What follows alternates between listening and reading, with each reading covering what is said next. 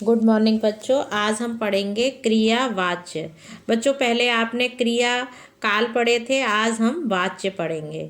ठीक है, तो वाच्य किसे कहते हैं? सबसे पहली बात तो क्रिया के जिस रूप से ये पता चलता है कि वाक्य में क्रिया, कर्ता, कर्म और भाव के अनुसार प्रयुक्त हुए हैं उसे वाच्य कहते हैं। जैसे नंदू पतंग उड़ाता है। दूसरा वाक्य है नंदू द्वारा पतंग उड़ाई जाती है। तीसरा वाक्य है पतंग से उड़ा जाता है। तो नंदू पतंग उड़ाता है, तो यहाँ पर बच्चों उड़ाता जो है वो क्रिया हो रही है, किसके द्वारा? नंदू के द्वारा, और नंदू करता है। ठीक है, तो यहाँ पर नंदू पतंग उड़ाता है, उड़ाना उसकी क्रिया है। दूसरा है नंदू द्वारा पतंग उड़ाई जाती है। उड़ाई जाती है जो एक क्रिया है, लेकिन पतंग क्या है? कर्म है। और किसके द्वारा हो रहा है? नंदू के द्वारा ये कार्य किया जा रहा है। फिर आता है तीसरा वाक्य, पतंग से उड़ा जाता है।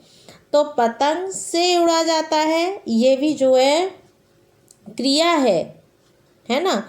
तो यहाँ पे सबसे पहले एक कर्तृवाच्य में वाक्य दिया गया है, फिर कर्मवाच्य में वाक्य दिया गया है, तीसरा जो है हमारा भाव्यवाच्य में वाक्य दिए गए हैं। यहाँ पर 3 सेंटेंस 3 तरीके से दिए गए हैं। तो यहाँ से हमें ये पता चलता है कि जो है जो वाच्य है उसके सबसे पहली बात 3 भेद हैं, और किस तरीके से वाच्य क्या होता है, और कर्मवाच्य क्या होता है, और भाव्यवाच्य क्या होता है। इसलिए यहाँ पर 3 तरीके से हमें वाक्य बताए गए हैं। क्रिया के जिस रूप से ये पता चलता है कि उसका प्रयोग कर्ता, कर्म या भाव के अनुसार हुआ है उसे वाच्य कहते हैं, जो मैंने आपको पहले भी बताया था।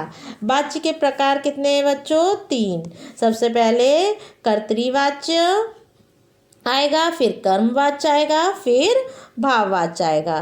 तो इसको हम फिर 1 बाय 1 पढ़ेंगे। सबसे पहले कर्तृवाच्य आता है बच्चों। तो कर्तृवाच्य में क्या होता है? जिस वाक्य में क्रिया का प्रयोग अपने कर्ता के पुरुष, लिंग, वचन के अनुसार होता है उसे कर्तृवाच्य कहते हैं। किसके अनुसार? पुरुष, लिंग और वचन के अनुसार। जैसे राकेश चित्र बनाता है, तो बनाता है क्रिया है, और कर्ता कौन है?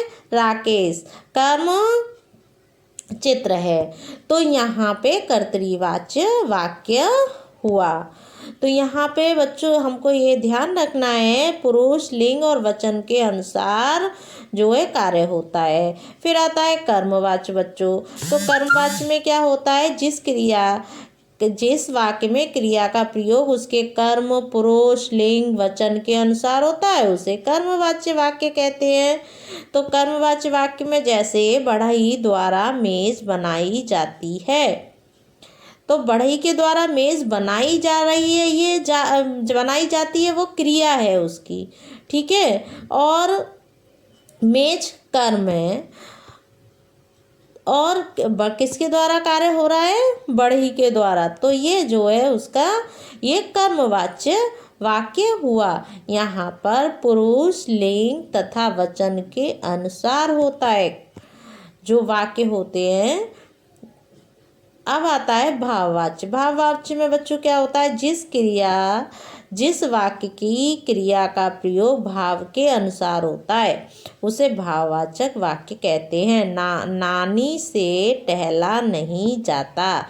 नहीं जाता ये क्रिया है। किससे? नानी से नहीं टहला जा रहा है। तो यहाँ पर भाववाच्य वाक्य